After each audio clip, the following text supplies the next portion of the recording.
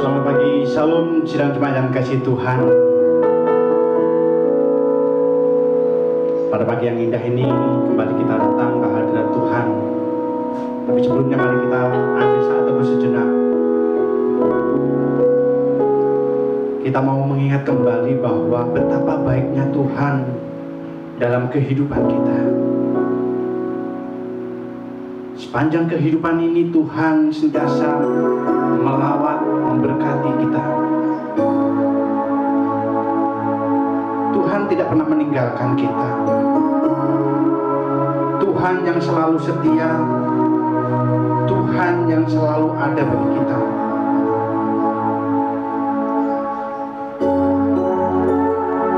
Di saat susah, di saat badai permasalahan datang dalam kehidupan kita,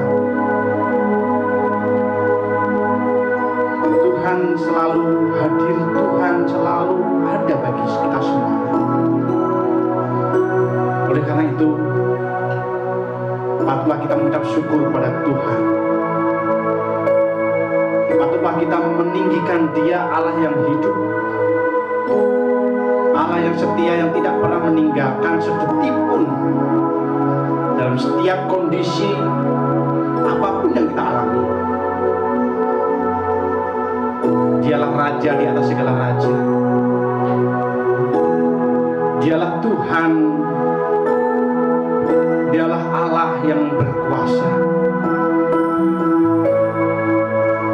Terkadang di dalam saat kita menjalani kehidupan ini, rasa takut, rasa gentar selalu datang menghimpit kehidupan kita. Milikilah kepercayaan kita kepada Tuhan pada pagi ini. Karena di saat kita mengandalkan Tuhan, di saat kita percaya kepadanya, Tuhan akan memberikan kekuatan baru. Tuhan memberikan sukacita dan damai sejahtera dalam kehidupan kita.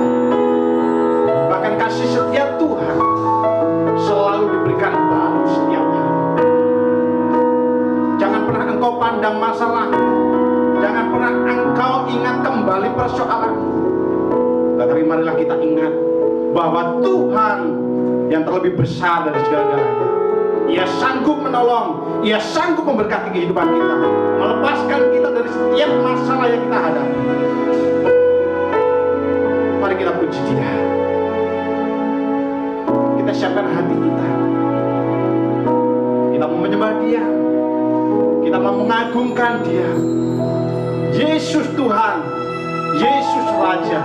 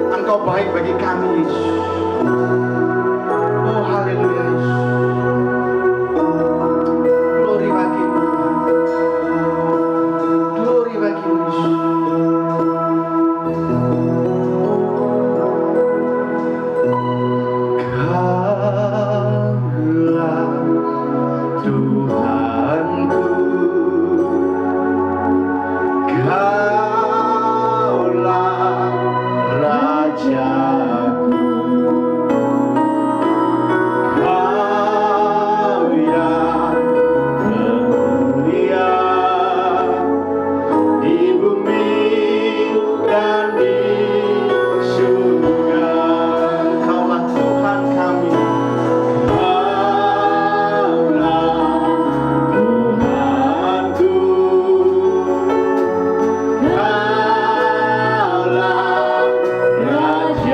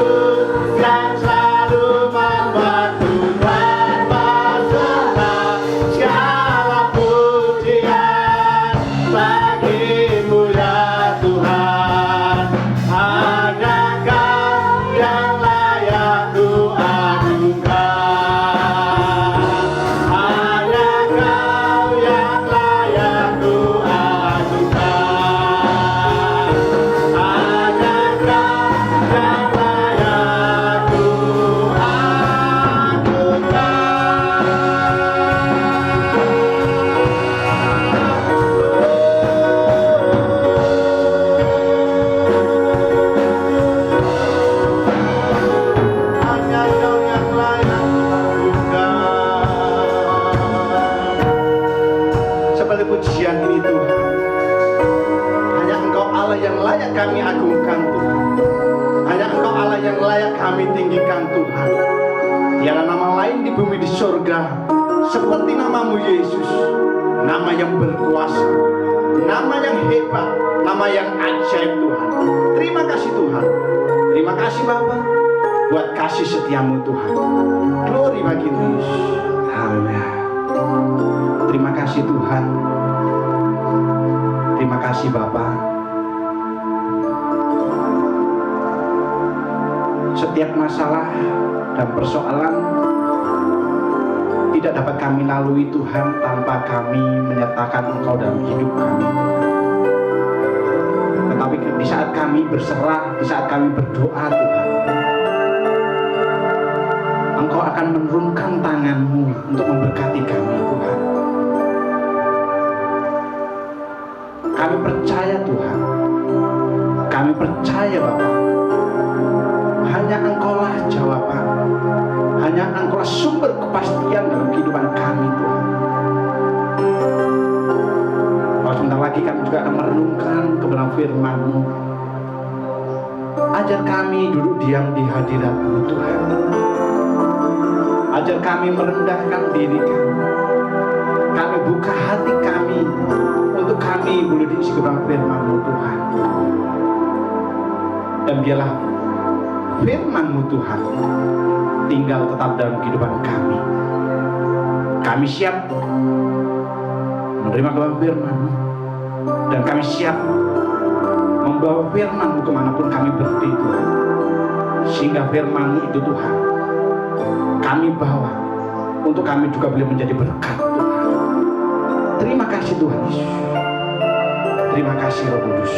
Glory bagi-Mu. Glory bagi-Mu. Haleluya. Saat berdoa Tuhan bekerja, Tuhan menggerakkan tangannya, Tuhan melakukan yang tak mungkin bagiku. Doa membukakan lingkap langit bagiku. Saat berdoa,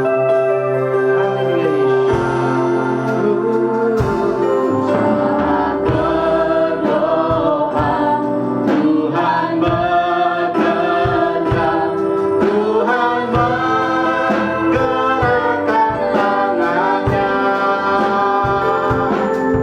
doa melakukan yang tak mungkin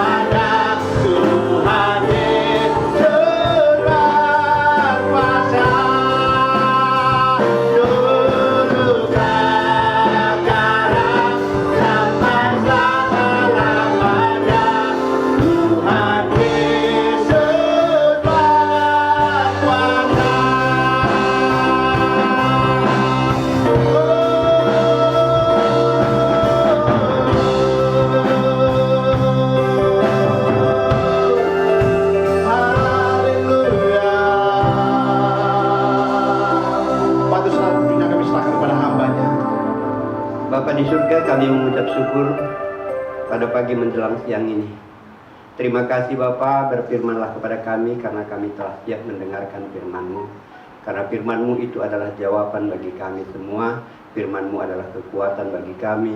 Firman-Mu lah yang menyembuhkan kami. Firman-Mu lah yang menghiburkan kami. Bahkan firman-Mu yang memberkati kami. Bapa, terima kasih. Kami akan duduk diam di hadapan-Mu. Kami merenungkan firman-Mu. Dalam nama Yesus kami berdoa dan bersyukur. Haleluya. Amin. Salam. Shalom. Puji Tuhan. Saudara-saudara, saya hari ini akan berbicara tentang sebuah tempat persinggahan terakhir dari bangsa Israel, yaitu Sitim. Sitim itu saudara-saudara, di sana setelah bangsa Israel itu mengalahkan Sihon, Raja Og, Raja Sihon tadi dikalahkan, maka mereka tinggal di Sitim. Sitim ini kalau di Yesaya 41 katakan, jadi jauh ke sana saudara-saudara, supaya kita bisa mengerti dulu bagaimana tentang Sitim ini. Yesaya 41, coba saya lihat dulu ya saudara, sabar ya. 41 ayat 19.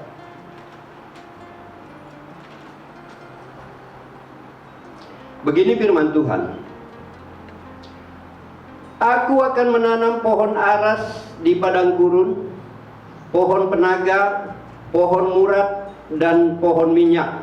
Aku akan menumbuhkan pohon sanobar di padang belantara, pohon berangan, serta pohon cemara di sampingnya.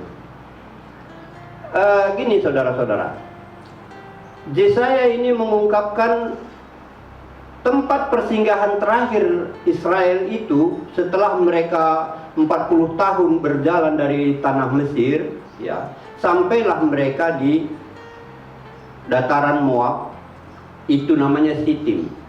Sitim itu ada lebarnya 23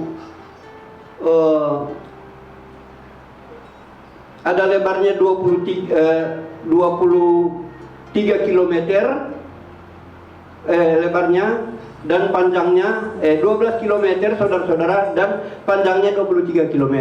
Jadi sangat luas sekali tempat persinggahan mereka itu. Dan dari sana juga dikirim oleh Joshua pengintai itu 2 orang dari Sitim, saudara-saudara. Dan dari Sitim itu juga banyak sekali peristiwa-peristiwa saudara-saudara. Saudara dan saya sama saja. Ketika saudara dan saya ditempatkan di tempat sekarang misalnya, itu banyak peristiwa-peristiwa yang kadang-kadang kita tidak mengerti, kadang-kadang kita tidak tahu. Dan kalau kita lihat bagaimana keadaan di Sitim ini setelah mereka sampai di situ, sebelumnya dia mengalahkan Raja Sihon dulu saudara-saudara, supaya kita bisa mengerti ya, supaya saudara dan saya juga bisa dapat mengerti lebih jauh, lebih awal. Begitu ya saudara-saudara. Bilangan 21 di sini dia katakan ayat 30 sampai ya, ayat 21 sampai ayat yang ke-30. Di sana dikatakan peperangan melawan Sihon Raja Hesibon. Jadi awalnya begini saudara-saudara. Ketika mereka sampai di perbatasan Raja Sihon ini, Musa mengirim utusan meminta kepada Raja Sihon, tolong berikan kami boleh melewati jalan besar saja di daerahmu. Kami akan menyeberang saja, kalau kami tidak akan menyimpang ke ladangmu, kiri kanan, ke anggurmu dan sebagainya. Kami hanya lewat saja. Tetapi Raja Sihon ini saudara-saudara menantang bangsa Israel. Dan begitu dia ditantang saudara-saudara, lalu Tuhan membuat bangsa ini menang, menghancurkan Raja Sihon. Lalu setelah itu saudara-saudara, ada lagi di sebelahnya itu Raja Og. Itu juga dihancurkan lagi saudara-saudara. Dan disitulah kemudian mereka berkemah di sana, di Sitim ini, yang kemudian di Yesaya tadi katakan itu menjadi pohon semua ditaruh yang 12 km lebarnya, panjangnya 23 km itu, saudara-saudara. Jadi begitu luar biasa daerah itu, luas, rata, datar seperti itu, di dataran Moab namanya, saudara-saudara. Nah, jadi saudara-saudara, kita bisa melihat betapa dahsyatnya di sini dikatakan tempat bangsa Israel ketika mereka sudah 40 tahun berjalan dari tanah Mesir sampai ke Sitim ini. Nah, ada juga di sana saudara-saudara Raja Moab. Raja Moab ini ketika dia melihat bangsa Israel ini mengalahkan Raja Sihon, Raja Og yang lebih berkuasa dari dia menjadi takut. Nah, karena dia takut, saudara-saudara, dia panggil Bileam. Wow, saudara. Bileam ini adalah salah satu orang nabi Tuhan dari sebelah timur dia. Ya, tidak tahu saya dari mana dia, tetapi dia benar-benar nabi Tuhan. Ya, sebab ketika utusan-utusan Raja Balak ini, ya, Raja Moab, Raja Balak itu namanya, dia mengutus kepada Bileam. Dia berkata kepada Bileam begini, saudara-saudara, ada orang yang keluar dari tanah Mesir. Tanah itu tertutup oleh dia. Oleh sebab itu, datanglah kepadaku. Serapah mereka, kutuk mereka. Sebab aku tahu, kalau engkau serapah, engkau kutuk, maka terkutuklah orang itu. Dan kalau engkau berkati, maka terberkatilah orang itu. Seperti itu kira-kira, saudara. Jadi Raja Balak ini dengan tua-tua Midian, saudara-saudara. Jadi dia bersahabat dengan tua-tua Midian. Raja Balak ini sebenarnya dia adalah keturunan Lot. Saudara mesti ingat Lot, dia dengan anaknya yang tua, anaknya yang muda. Anaknya yang muda melahirkan Amon, tapi anaknya yang tua melahirkan Moab. Nah, itulah raja. Jadi sebenarnya masih ada kerabatan dengan bangsa ini, bangsa Israel. Karena Lot itu adalah keponakan Abraham. Lalu kemudian kita bisa melihat ada juga Midian di sini. Midian ini juga saudara-saudara harus tahu bahwa dia adalah keturunan Abraham. Setelah ibu Sarah mati, saudara-saudara, maka bapak Abraham ini kawin lagi dengan Keturah. Keturah ini melahirkan anak yang namanya Midian. Nah, ceritanya Midian ini dengan bangsa Israel juga unik, saudara-saudara. Saudara masih ingat bagaimana Yusuf umur 17 tahun? Umur 17 tahun dia, saudara-saudara, ketika dia bermimpi, 2 kali mimpinya, lalu bapaknya juga membuat dia menjadi spesial, dibikin baju yang jubah maha indah. Lalu pada suatu ketika bapak Yakub ini menyuruh Yusuf, lalu dia katakan, "Ya bapak, coba lihat saudara-saudaramu, dia ada di Sikem, menggembalakan domba kita.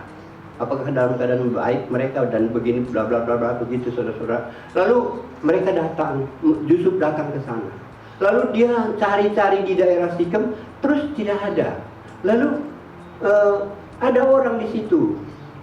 Dia bertanya, "Apa yang kamu cari?" "Aku mencari saudara-saudaraku. Apakah kamu bisa menunjukkannya kepada aku?" "Oh iya, aku tadi mendengar mereka akan ke Dotan." Lalu Yusuf datang ke Dotan, saudara-saudara. Pergi ke Dotan. Begitu dia, Dotan itu di bawah, saudara-saudara. Dia dari atas ke bawah, lalu mereka melihat ke atas begitu. "Oh iya, tukang mimpi kita datang. Ayo kita bunuh dia. Apa jadinya nanti mimpinya itu?" Seperti itu, saudara-saudara. Lalu mereka membuka baju bagusnya itu, jubah bagusnya itu ya. Lalu memasukkan mereka ke sumur. Lalu saran Ruben, masukkan aja dia ke sumur. maksud dia supaya dia membebaskan Yusuf. Tetapi ternyata maksud dia itu ditanggapin lain lagi sama saudaranya yang lain. Lah, mereka sedang makan, saudara-saudara, ketika mereka melihat ada saudagar-saudagar Midian datang dari Gilead membawa balsam, ladam dan sebagainya, mau berjualan ke Mesir. Namanya saudagar-saudagar seperti itu, saudara. Nah, sesampainya di sana dilihat begitu, datang Yehuda beri saran. Apa gunanya kita menyembunyikan darah adik kita? Nggak ada gunanya. Lebih baik kita jual kepada orang Midian ini. Lalu singkat cerita diangkatlah Yusuf, lalu dijual kepada bangsa Midian, orang Midian ini, saudara. Begitu dia dijual, cuma 20 keping perak, saudara-saudara. Lalu dia bawa ke Mesir, dijual lagi di sana kepada Potifar, pegawai Firaun. Seperti itu, saudara-saudara, perjalanan bangsa Israel ini dulu. Setelah Yusuf di sana sudah menjadi besar, menjadi penguasa, lalu dibawalah semua saudara-saudaranya bersama keluarga bapaknya semua.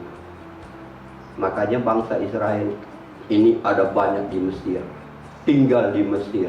Sekian ratus tahun mereka ada di Mesir. Ada 400 tahun lebih mereka di sana, baru mereka keluar. Nah, seperti itu, saudara-saudara. Jadi Yusuf ini menjadi penguasa, lalu dia mengundang semua bapaknya bersama saudara-saudaranya, lalu tinggallah mereka di tanah Goshen. Seperti itu. Lalu kemudian, saudara-saudara, setelah mereka meninggal semua, orang mati semua, pantaran Yusuf dan semua yang pantaran-pantarannya itu, bangsa ini berkembang pesat, terus dan terus berkembang pesat. Kemudian apa yang terjadi, saudara-saudara? Bergantilah pemimpin. Firaun udah ganti, saudara-saudara. Begitu berganti Firaun, maka dia nggak mengenal sama sekali tentang Yusuf. Jadi dia melihat bangsa ini menjadi suatu ancaman yang begitu mengerikan, saudara-saudara. Dan kemudian dia katakan, ayo kita harus bertindak bijaksana terhadap mereka. Kalau dipesan sama bidan harus kalau anaknya laki-laki lahir harus dibunuh, begitu. Dan banyak sekali aturan-aturan dan kerja paksa itu dipaksakan terus kepada bangsa ini, dan begitulah keadaan bangsa ini. Dan pada saat itulah lahir Musa, saudara-saudara. Begitu lahir Musa, sampai umur 3 bulan dia bersama orang tuanya, lalu ditaruh di Sungai Nil. Begitu ditaruh Sungai Nil, datanglah putri Firaun, agak mau mandi di sana. Kemudian dia melihat anak ini. Begitu dia lihat anak ini, saudara-saudara, anak ini menangis. Oh, ini tentu anaknya orang Israel. Oh, lalu datang kakaknya yang bernama Miriam. Apakah aku panggil seorang ibu pengasuh, penyusu bagi tuanku putri? Oh iya, panggil. Dipanggil, saudara-saudara. Dipanggillah ini, lalu Musa disusui. Dia diperintahkan sama putri Firaun, susui dia. Kalau dia nanti sudah lepas susu, bawa dia ke istana. Jadi di istanalah Musa dari kecil sampai besar. Nah, ketika umur 40 tahun Musa, saudara, dia melihat-lihat saudara-saudaranya yang kerja paksa. Dia sudah mengenal dirinya, dia tahu bahwa dia adalah orang Israel. Dan dia tahu bangsa Israel ini sedang diperlakukan dengan kerja paksa, dengan kerja keras, dengan perbudakan yang begitu luar biasa. Lalu apa yang terjadi, saudara-saudara? Begitu dia lihat, waktu dia umur 40 tahun, dia lihat orang Mesir sebagai mandor begitu terhadap orang Israel. Entah dia pukul, entah bagaimana. Lalu dia lihat kiri kanan, nggak ada orang. Lalu terjadi, saudara-saudara, dia bunuh orang Mesir ini, lalu dia simpan di dalam di dalam pasir, ditutupi pakai pasir. Besoknya dia keluar lagi melihat-lihat, saudara-saudara. Tapi ternyata sekarang orang Israel sama orang Israel. Lalu dia tegur, saudara kan bersaudara, kenapa kalian berantem? Seperti itu. Lalu datang si yang bersalah ini mengatakan, siapa yang mengangkat engkau menjadi hakim antara kami? Apakah engkau mau bunuh juga aku seperti orang Mesir kemarin engkau bunuh? Lalu Musa ketakutan. Begitu Musa ketakutan, saudara-saudara, dia larinya ke Midian. Jadi laut Teberau itu nyebrang sedikit begitu. Itulah daerah Midian. Seperti itu, saudara-saudara. Jadi begitulah Midian ini campur tangan di sana. Dari Yusuf, dari ini, karena dia sebenarnya masih keluarga-keluarga semua, saudara-saudara. Nah, seperti itu. Kemudian apa yang terjadi, saudara-saudara? Inilah mengenai Moab dan mengenai Midian. Lalu merekalah yang meminta kepada Bileam. Bileam ini diundang dari negeri timur untuk mengutuk bangsa Israel. Lalu pertama datang utusan Balak ini, Raja Balak ini kepada Bileam. Lalu disuruh tunggu, besok aku akan kasih tahu kepadamu apa yang harus aku lakukan seturut dengan kata Tuhan. Begitu kira-kira Bileam ini, saudara-saudara. Lalu besok malam-malam itu datang Tuhan. Datang Tuhan kepada Bileam, siapa orang ini? Oh, ini utusan Balak. Dibilangnya ada satu bangsa yang besar di dekatku, dia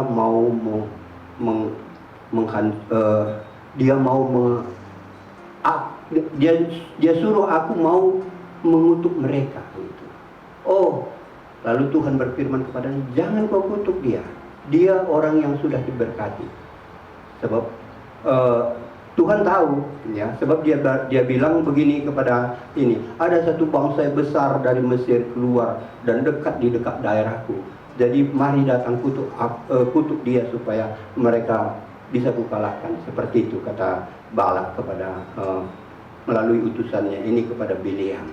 Lalu kata Bileam tadi, aku nggak bisa ikut, nggak bisa aku pergi ke sana. Tuhan melarang aku. Lalu apa yang terjadi, saudara-saudara? Begitu Tuhan melarang dia, maka kemudian yang terjadi, pulanglah utusan ini. Lalu dikasih lagi setingkat lebih tinggi lagi utusan itu, sehingga datang lagi kepada Bileam ini. Lalu tunggu di sini, karena kalian sudah datang, tunggu lagi di sini. Aku mau bertanya Tuhan. Datang dia bertanya sama Tuhan malam-malam itu, turun lagi menyampaikan kepada Bileam. Terus kata Tuhan, kalau mereka sudah datang, pergilah ke sana. Nah, seperti itu, saudara-saudara. Jadi begitu besoknya mereka pergi mengikuti utusan Balak ini, pergi ke daerah Moab. Di perjalanan, saudara tahu bagaimana ketika dia naik keledai, dua orang bujangnya mengiring dia. Di perjalanan itu dia dihambat oleh malaikat Tuhan. Aturan jalannya lurus, dia menyimpang keledainya. Lalu dia pukul keledainya. Lalu di pinggir ini lagi ada tembok kiri kanan. Di sini anggur, di sini anggur. Lalu karena ada malaikat Tuhan lagi, dia pepetin kakinya, lalu dipukul lagi. Kemudian ada satu jalan yang sempit, saudara-saudara, di mana nggak ada jalan kemana-mana. Seperti di situ dikatakan, lalu keledainya, saudara-saudara, berjalan kayak ngesot gitu, saudara-saudara. Seperti itu. Akhirnya dipukul lagi. Lalu Tuhan membuka mulut keledai. Mengapa engkau memukul aku? Apakah pernah aku berbuat salah kepadamu? Ya, engkau sudah melakukan, engkau mempermain-mainkan aku, kata Bileam. Kalau ada pedang di tanganku, tentu aku sudah membunuh engkau. Lalu malaikat Tuhan itu menampakkan diri kepada Bileam. Lalu dia lihat begitu. Kenapa kau pukul keledaimu? Wah, dia takut. Kalau dia keledaimu tidak mengelak, tentu aku sudah membunuh engkau dan dia aku biarkan hidup. Aku akan mau pulang sekarang. Enggak, pergi aja sekarang. Tapi apa yang nanti dikupirmankan, itulah yang kau katakan. Seperti itu kata malaikat ini kepada Bileam. Jadi pergilah mereka. Lalu kemudian udah sampailah Bileam ini di perbatasan Moab itu, langsung dijemput sama Balak. Wah, aku sudah menyediakan upah untukmu besar, dia bilang. Tapi Bileam katakan, sekalipun seistana kau berikan emas perak kepada aku, apakah aku mau bisa mengubah apa yang difirmankan Tuhan, katanya gitu, saudara-saudara. Seperti itu. Lalu kemudian, oh ayo sini, kesana sini, begitu. Pokoknya orang-orang Midian tadi disuruh pulang, dikasihlah berkatlah begitu sama si Balak dan sebagainya. Lalu dibawalah Bileam ini ke atas gunung. Lihat dari sini, katanya. Saudara-saudara, dirikan di sini mezbah 7. Buat di sini mezbah 7 lembu, 7 domba. Lalu dibuatlah seperti itu untuk korban bakaran, seperti itu untuk Tuhan. Kemudian yang terjadi, saudara, tunggu di sini, aku mau bertanya kepada Tuhan. Lalu begitu dia bertanya sedikit, Balaknya masih di dalam korban bakarannya. Lalu langsung Bileam mengatakan berkat kepada bangsa Israel. Karena dia dibawa ke atas gunung, saudara-saudara. Sementara tadi bangsa Israel ini di dataran Moab, rendah banget gitu ya, saudara-saudara. Tempat penyeberangan ke tanah Kanaan sebelah barat, saudara-saudara. Jadi mereka ini kemudian menjadi tanah Ruben, tanah Gad, tanah Manase, seperti itu di daerah ini tadi, di daerah Sitim ini tadi, saudara-saudara. Nah seperti itu, saudara-saudara. Tetapi kemudian Balak nggak putus asa. Ayo kita ke sana. Di sana mungkin Tuhan nanti akan bisa membuka, bisa mengutuk. Dia bilang begitu, di tempat yang agak terbuka lagi. Lalu dirikan di sini 7 mezbah. Buat di sini 7 mezbah, di sini 7 lembu, 7 domba. Lalu dibuatlah seperti itu, saudara-saudara. Kemudian apa yang terjadi, saudara-saudara? Tunggu di sini. Aku mau bertanya lagi kepada Tuhan. Lalu begitu dia datang, sudah ditaruh firman Tuhan dalam mulutnya Bileam, saudara-saudara. Dia berkati lagi bangsa Israel kedua kali. Wah, Balak benar-benar marah dalam hatinya, saudara-saudara. Dan di situ, saudara-saudara, begitu dia bawa lagi ke tempat yang lain. Di sini baru sedikit, di sana pertama tadi baru sedikit, di sini udah lebih besar lagi. Tetapi di sana kamu akan melihat seluruh bangsa itu, dia bilang. Barangkali dari sana Tuhan bisa Tuhan mengizinkan kau mengutuknya, begitu. Tapi dibawa ke tempat yang satu lagi, saudara-saudara. Lalu dirikan 7 mezbah di sini, 7 ekor lembu, 7 ekor domba, terus dibuat untuk korban bakaran kepada Tuhan, dia katakan. Lalu apa yang terjadi? Begitu dibuat, Bileam tidak lagi menunggu perintah dari Tuhan, langsung dia berkati semua bangsa Israel. Tadi Balaknya marah sekali. Aku mengundang engkau untuk mengutuk musuhku, tetapi ternyata engkau memberkatinya. Sudah 3 kali dia katakan seperti itu. Nah, yang terjadi, saudara-saudara, tadi saya katakan, kita di tempat perhentian kita, di rumah kita masing-masing, tanpa sepengetahuan kita, sama seperti bangsa Israel ini, saudara-saudara, dia udah boleh dibilang agak istirahat di situ sebentar gitu. Setelah 40 tahun berjalan ke sana kemari, keliling begitu ya. Udah 40 tahun, saudara-saudara. Dia mau beristirahat, tetapi ada orang yang mengganggu dengan cara main, kalau sekarang main magic lah, ya, main main dukun lah, main begitu perlakuannya. Dan kita juga di rumah sama seperti itu, saudara-saudara. Sekali peristiwa tahun 87 atau 88, ketika Gubernur Surya Dirja jadi gubernur DKI, kita udah ada di Maruya di sana. Lalu dikabarkan dari RT, dari kelurahan, bahwa ada gubernur lewat di daerah Maruya ini gitu, di sepanjang jalan Maruya itu gitu, saudara-saudara. Lalu disarankan kita supaya kita setiap daerah itu dekat-dekat dengan daerah ini bergotong royong. Itu ceritanya. Lalu apa yang terjadi? Aku juga ikut, saudara-saudara, karena RT dekat dengan saya, lalu ikut seperti itu. Ikut gotong royong. Begitu gotong royong, saudara-saudara, kami kan berkumpul dengan keluarga dari RT semua, nggak jauh-jauh begitu, saudara-saudara. Begitu berkumpul dengan ini, kami di sepanjang jalan ini sampai Mercu. Mercu waktu itu masih belum begitu besar, kecil waktu itu. Waktu tahun 87, 88 itu, saudara-saudara. Nah, ketika istirahat, saudara, saya pergi ke tempat kelompoknya orang-orang keuangan, saudara-saudara. Itulah ceritanya. Lalu ngobrol-ngobrol di sini enak, tanpa saya tahu orang RT saya itu udah pergi. Nah, orang ini juga pergi pulang ke rumahnya. Lah, aku jadi sendirian bawa pacul, saudara-saudara. Dari Mercu Buana terus ke Jalan Saaba, saya cari ke kelurahan yang nggak ada orang sama sekali, saudara-saudara. Lah, pulang sendiri ke rumah.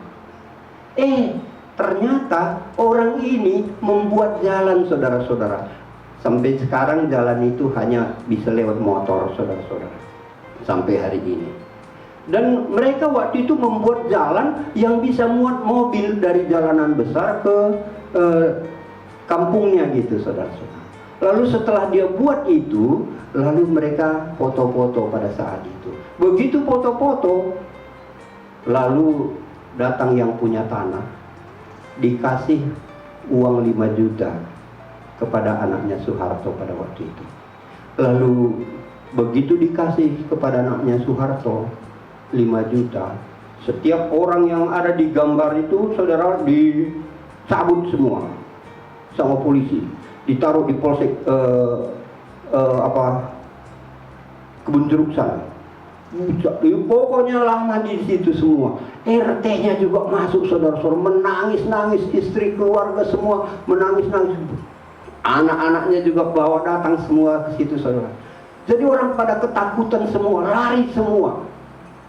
Nah, saudara, yang mau saya kasih tahu tentang cerita ini adalah saya sebagai anak Tuhan yang nggak ngerti apa-apa, dilindungi Tuhan, saudara-saudara. Bangsa Israel sama. Bangsa yang ini benar-benar dikasihi Tuhan. Apapun usaha orang untuk membuat dia hancur, jatuh dan sebagainya, Tuhan adalah pembelanya. Tanpa sadar, saudara dan saya sama saja. Dimanapun saudara tinggal, saudara-saudara. Saya berpikir, apalagi ketika kita menjadi pengikut Kristus, orang benci sama kita. Sering juga saya berbicara dengan orang. Ketika udah beberapa kali berbicara, Bapak Muslim apa Kristen ya? Saya bilang Kristen gitu. Udah, pokoknya di-cut aja begitu perbicaraan itu, saudara. Inilah yang kita bisa lihat apa yang dilakukan. Setelah itu nggak sampai di situ saja perbuatan bala ini, saudara-saudara. Karena dia takut benar terhadap bangsa ini. Kenapa? Karena bangsa ini mengalahkan Sihon dan Raja Og yang jauh lebih kuat dari Bala. Begitu. Lalu kemudian yang terjadi setelah itu, saudara, saran dari orang-orang Midian. Ya. Saran dari orang-orang Midian supaya mereka perempuan-perempuan Moab berpasang-pasangan dengan bangsa Israel. Saudara dapat bayangkan kalau kita sebagai seorang laki-laki digoda sama perempuan-perempuan cantik, ya berbahaya sekali, saudara-saudara. Tapi mengingat hal ini, saudara, kita bisa belajar bagaimana seharusnya orang laki-laki itu diperlakukan oleh istri-istri di rumah. Buatlah suami itu supaya betah tinggal di rumah. Karena kalau si suami tidak betah tinggal di rumah, itu nanti banyak masalah, saudara-saudara. Karena begitu mudahnya Kalau perempuan itu menggoda laki-laki, begitu mudah sekali. Kalau kurang perlakuan ibu-ibu kepada suaminya di rumah, ya bisa besok dia bilang meeting, rapat, dan sebagainya, dan sebagainya. Bisa juga seminggu nggak pulang. Nah, tahu-tahu lama-lama nanti udah ada istrinya yang baru, udah ada anaknya lagi, dan sebagainya. Itulah kalau kita bisa melihat bagaimana perbuatan-perbuatan kejahatan yang dilakukan, disarankan oleh orang-orang Midian dengan orang Moab ini, untuk supaya bangsa Israel ini hanya dengan percabulan, perzinahan, dia bisa dikalahkan. Tapi karena Tuhan begitu menjaga mereka, saudara tahu kan bagaimana bangsa Israel setelah keluar dari tanah Mesir, selama 40 tahun dia dipimpin oleh tiang api dan tiang awan. Tiap saat, tiap hari. Kalau Musa pindah waktu dia lari ke Midian, saudara-saudara, kita bisa melihat dia di sana mendapatkan mertua namanya Reuel, anaknya Zipora, itu orang Midian. Dia imam, dia kasih istrinya menjadi istrinya adalah Zipora. Kita bisa melihat. Jadi orang Midian ini banyak sekali kesannya juga dengan bangsa Israel. Begitu bangsa Israel ini keluar, langsung mereka ke tanah Midian. Karena Tuhan berfirman, bawa nanti bangsa itu ke sini. Kamu nanti akan menyembah aku di sini, kata Tuhan kepada bangsa ini, kepada Musa. Lalu mereka ke sana, dan itulah yang berjalan terus dan terus. Dan kemudian pada waktu setelah tadinya kita bisa lihat, saudara-saudara, bangsa Israel ini berzina mengikuti bangsa perempuan-perempuan Moab, berpasang-pasangan, lalu murka Tuhan langsung turun. Karena Tuhan hadir selalu di tengah-tengah mereka. Kalau saudara dan saya, kalau kita melakukan sesuatu yang tidak benar, Tuhan langsung tegur, sama seperti bangsa ini. Ya, jadi kita harus tahu bahwa Tuhan kita itu Allah yang maha melihat, Allah yang maha tahu, Allah yang maha hadir, dan dia tahu persis apapun yang saudara dan saya lakukan. Saudara-saudara, kita bisa belajar tentang bangsa ini, bagaimana perlindungan Tuhan di dalam keadaan tidak mereka mengerti apa-apa. Sama seperti kita juga di tempat tinggal kita nggak ngerti apa-apa, saudara-saudara. Jadi di rumah kami juga seperti itu. Banyak orang yang kirim segala macam untuk mencoba kita. Tetapi kalau Tuhan yang jadi pembela kita, Tuhan yang menjadi pelindung kita, maka kita tetap aman. Amin, saudara-saudara. Begitu luar biasa pertolongan Tuhan, termasuk kepada kami di tempat kami berada. Wow, luar biasa. Tuhan memberkati kita semua.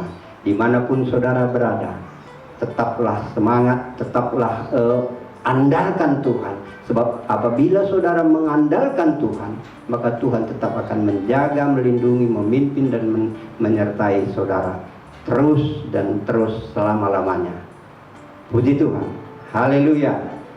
Amin. Haleluya. Saudara diberkati oleh firman Tuhan. Jadi kita belajar ya bagaimana kita hidup ya senantiasa harus di dalam perkenanan Tuhan, di dalam kasih karunia Tuhan.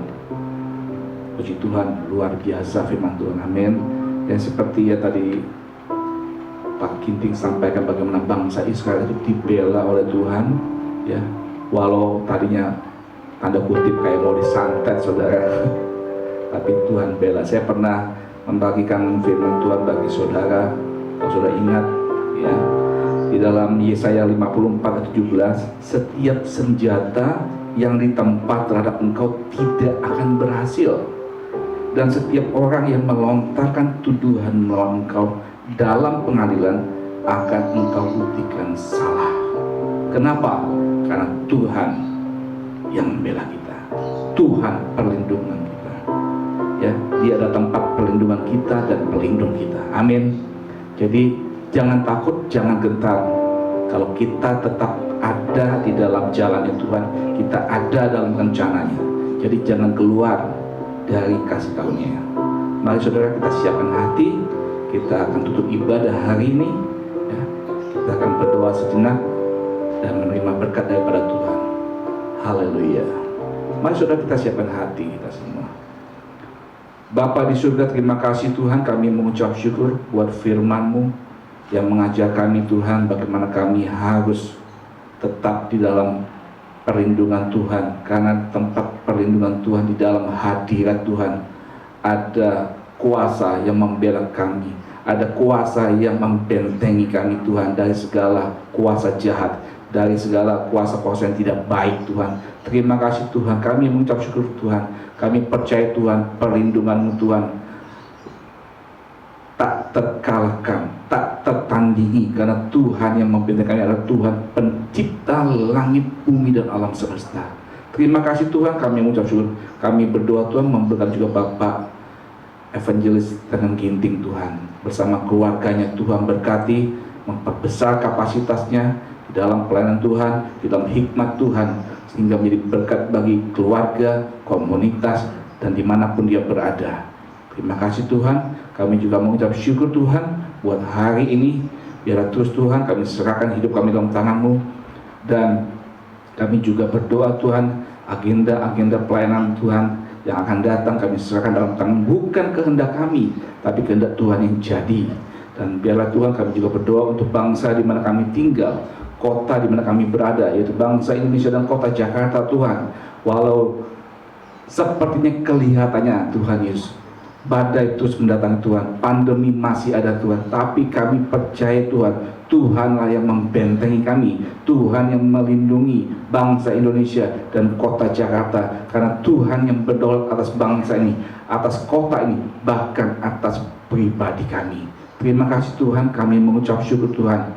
Kami berdoa memberkati para pemimpin bangsa ini, Bapak Presiden, Wakil Presiden, para kabinetnya, para menterinya Tuhan, dan juga Bapak Gubernur dan Wakil Gubernur Tuhan, dan juga Tuhan petinggi-petinggi Tuhan, sampai tingkat paling bawah, RT dan RW.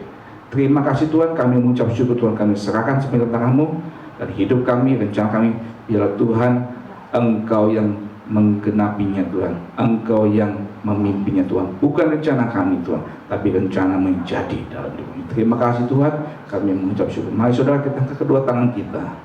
Haleluya.